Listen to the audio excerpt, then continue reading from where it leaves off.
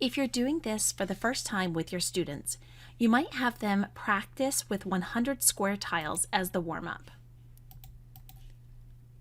That will help them to be able to see a couple of the factors, bring out the importance of both direction of the rectangles, and also the importance of squares because they don't count as two different factors. They only count, the 10 by 10 would only count as one factor. Some other tidbits. This activity is designed to really bring out the power of the number 1 and why it is not prime and it is not composite. In this case, it is the absolute worst number for this game because you can only make one rectangle. The factors are only 1.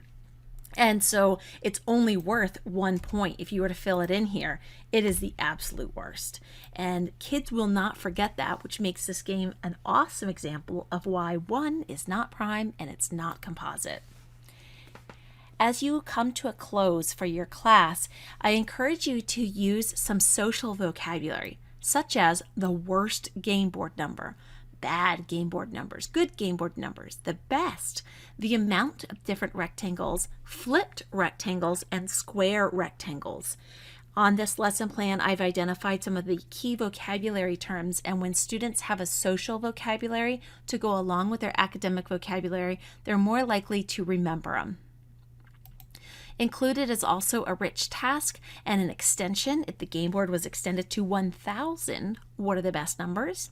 And also some scaffolds for students who are just working up to 20, 50, and even some Star Wars variation where if you choose 66, your lightsaber can eliminate all other in one direction from your player. You can also use the Sith rectangles, which deletes in both directions, and the Kylo Ren rectangles, which deletes them on a cross, making it so the other player cannot choose any of those numbers. Enjoy!